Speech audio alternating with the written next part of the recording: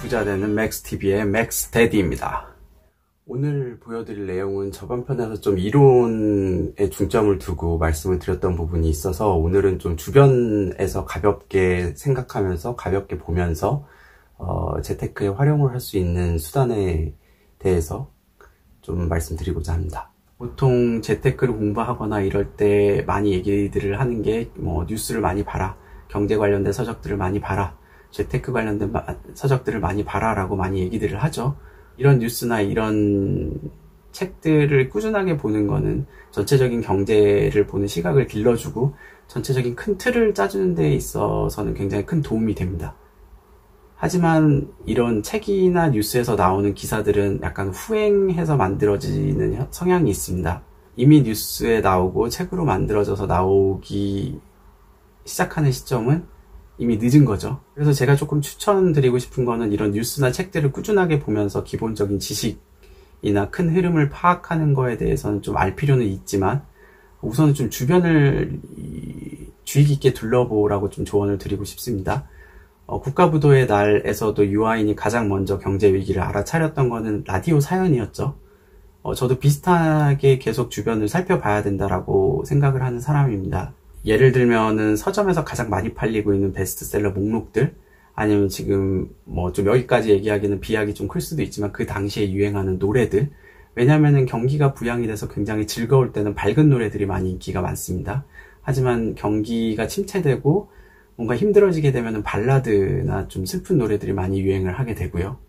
당장 가서 서점의 베스트셀러, 재테크 관련된 베스트셀러 서점 목록들을 보게 되면 그 당시 때 유행을 하고 있는 재테크 수단에 대해서 알 수 있습니다. 참고로 그 당시 때, 그리고 만약에 지금이라고 얘기를 했을 때 지금 서점에 가장 인기가 많이 있고 제일 잘 보이는데 배열이 되어 있는 책들에 나와 있는 투자 자산들은 되도록이면 투자를 피하시는 게 좋습니다. 예를 들어서 나는 주식을 해서 10억을 벌었네, 나는 부동산으로 100억을 벌었네, 나는 30일 만에 1억을 벌었네, 이런 식의 책들이 많이 나와 있는데 그런 책들이 유행을 하는 시점에는 그 자산은 투자를 하면 안 됩니다. 왜냐하면 그 전에 이미 주식이나 부동산이나 이런 걸로 돈 번 사람들이 쓴 책이기 때문에 이미 그만큼 많이 올라서 고평가가 되어 있는 자산이라는 얘기죠.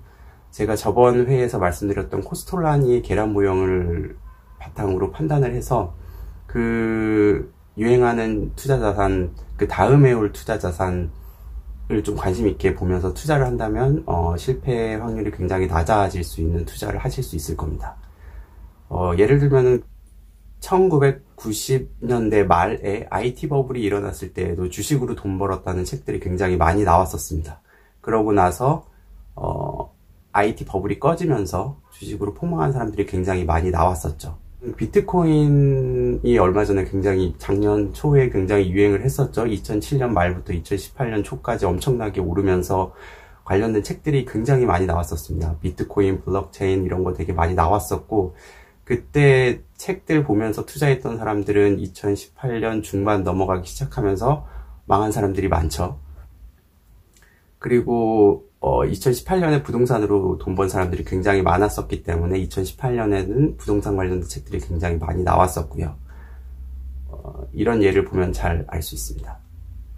따라서 그 서점에서 베스트셀러로 올라오고 있는 책들, 그리고 인기가 많은 강의들, 강좌들, 이런 게 굉장히 많이 우후죽순으로 생겨나는 타이밍에는 관련된 투자 자산에는 들어가지 않는 게 제일 현명한 투자 방법입니다. 이러한 미세 현상들인 거죠. 미세 현상들이 매크로 트렌드로 이어지는 거를 설명하는 모형이 있습니다. 로저의 혁신 수형 모델이라는 게 있는데 여기서 알 수 있듯이 초반에는 미미하게 트렌드가 만들어지면서 조금씩 현상이 나타나게 되죠. 하지만 이때까지만 해도 사람들이 잘 인지를 못하고, 인지를 하고 있다고 하더라도 별거 있겠어? 이러면서 넘어가는 단계입니다. 우리는 이런 부분들을 유심 있게 봐야 되는 거고요. 그러면서 관련돼서 뉴스가 나오고 관련 정책이 나오고 하는 거는 이미 메가 트렌드로 넘어간 시점이 되는 겁니다.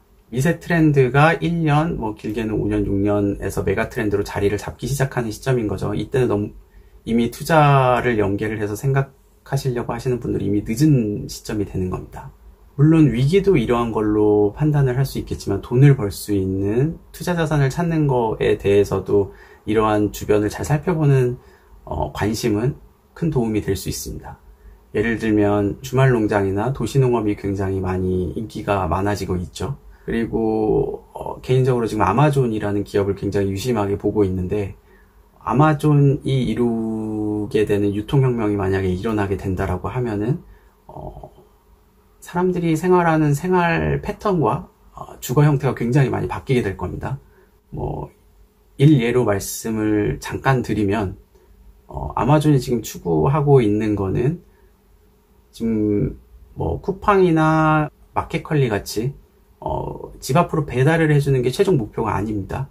아마존은 지금 그런 서비스로, 아마존 프라임이라는 서비스로 해서 굉장히 성공적으로 자리를 미국에서 잡은 기업이긴 하지만, 최종 목표는 동네마다 거점을 만들어서 그동안에 이 사람들이 샀던 물건들을 데이터베이스화 시켜서 거기에 재고를 쌓고 꼭 필요한 재고만 쌓게 되는 거죠. 사람들이 와서 주기적으로 픽업해서 필요한 물건들을 가져갈 수 있게 만드는 겁니다. 그래서 지금 아마존이 소매 유통 쪽으로도 인수할 대상을 찾고 있는 거고, 그렇게 된다라고 하면은 집 근처에 편의점 같은 것이 굉장히 많이 있다라고 생각을 하면 되시는 거죠. 편의점에 가서 필요한 물건들을 그때그때 그냥 가지고 나오면 되는 거고, 이러한 컨셉이 아마존이 지금 추구하고 있는 아마존 고랑 연계가 된다라고 하면 굉장히 효율적으로 필요한 물건들을 살 수 있는 시대가 올 겁니다.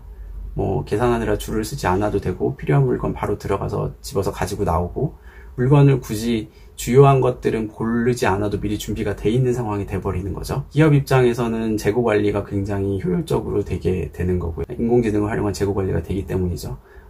이런 기업들에 대해서도 지금 약간 부가적인 얘기라 너무 길게 얘기하는 건 아닌 것 같아서 이 정도로 마무리하겠습니다. 추가적으로 코드 커팅 미디어 시대라고 하죠. 유선 채널 시대에서 넷플릭스가 대표할 수 있는 OTT 시장, 오버 더 탑이라고 하죠. 셋탑박스를 넘어가는, 인터넷으로 보고 집에서만 국한돼서 미디어를 접하게 되는 시기가 사라지는 거죠. 그리고 추가적으로 세뮤니티라고도 하는데, 좀 분리되어 있는 욕구가 있으면서도 어느 정도 커뮤니티적인 욕구가 같이 섞여서 나타나게 되는 행동 패턴들이 있습니다. 이런 것들도 좀 보게 되면 투자를 어느 쪽으로 해야지 조금 잘 되지 않을까라는 인사이트를 좀 얻을 수 있지 않을까 합니다.